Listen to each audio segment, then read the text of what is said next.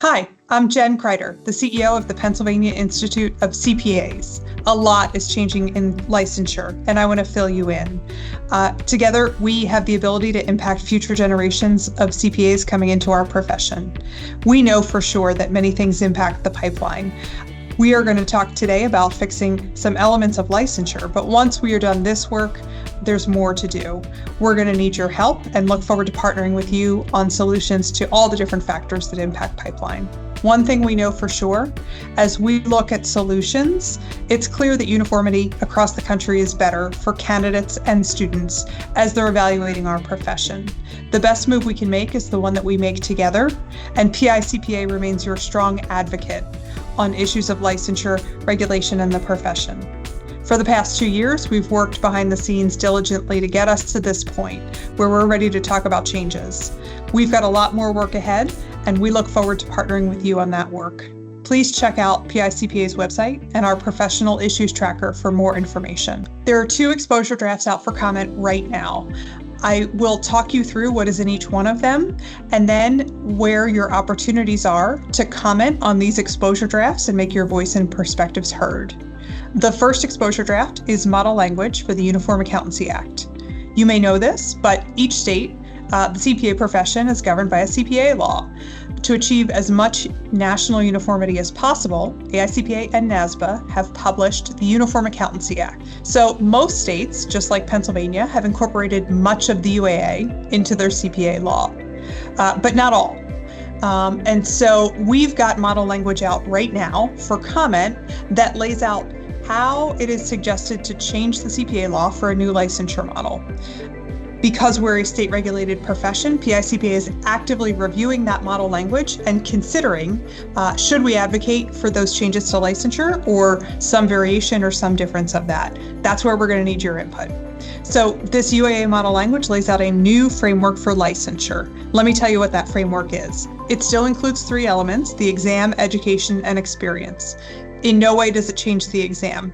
It changes the education and the experience requirements. We're leaving in place the 150 credit hours in 1 year, adding a second path to licensure that includes a bachelor's degree in accounting and 2 years of experience. Generally, I can tell you the whole profession is in support of this model. The only question is whether we should be building a competency framework into the 2 years of experience.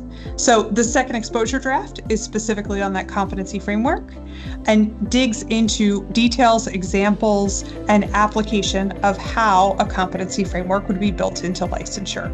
I strongly encourage you to respond to both exposure drafts, the UAA model language, as well as the competency framework, and let us know here at PICPA what you think. Do you like the new licensure model? Do you think in Pennsylvania we should add the competency framework? From what we're seeing today, I think some states will add it, and I think some states won't. So let us know what you think after you've read both exposure drafts, and please respond for comment. So now let's talk about mobility. Most practitioners care more about this than anything else because I hear all the time, whatever you do to change licensure, make sure you don't break mobility. We've heard that loud and clear, and we have pulled that into our advocacy. It's front and center as we work to build solutions for you. So the first thing to know, as state laws begin to change, we will see mobility break. The UAA model language has a framework for how they are suggesting practitioners deal with this. That model framework essentially says that as state-level substantial equivalency ends, the individual would then go to individual determinations of substantial equivalency. That determination would be made either by the State Board of Accountancy or by NASBA and would be based on a review at the individual CPA level of the exam, experience, and education requirements for licensure. All of that's laid out in the UAA model language. Again, I encourage you to read that, respond in your comments, and also to let us know at PICPA what you think about that. I do want to share with you, I think there's a better way to deal with mobility, and PICPA plans on advocating instead of for the framework in the UAA model language for automatic mobility, because we feel really strongly like that is a better solution for CPAs in practice.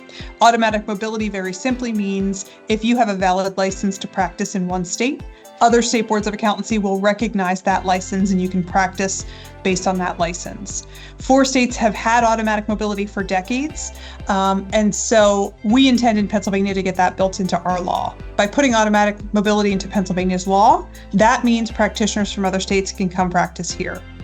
A very important part of our advocacy is our work with other state societies across the country and state society CEOs, making sure that they are also considering putting automatic mobility into their CPA law, because that's really what's going to benefit you as a Pennsylvania CPA. So know that I am doing that work on a day-to-day basis, trying to make sure that that happens across the country.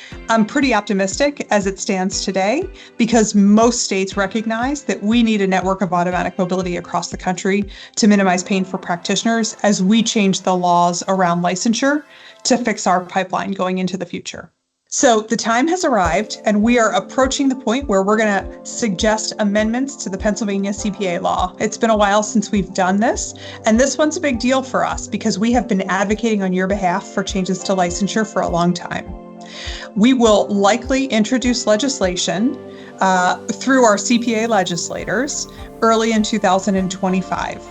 Right now, we're going through the process of drafting what we think should be in there, and that's why your input to us at PICPA is so very critical. Again, visit PICPA's website to submit that input to us or reach out. We really are looking forward to hearing from you. Once we introduce that legislation in 2025, we're going to strongly advocate for it to move through the General Assembly and get to the governor's desk for signature. We're going to need your help with that. We will call on CPAs across the Commonwealth to meet with their legislators and explain to them why this is an important bill that deserves their attention and their focus. We need to keep it moving so that it becomes signed into law and effective as quickly as possible. The timeline is uncertain. I cannot tell you when we think we're going to have this changed.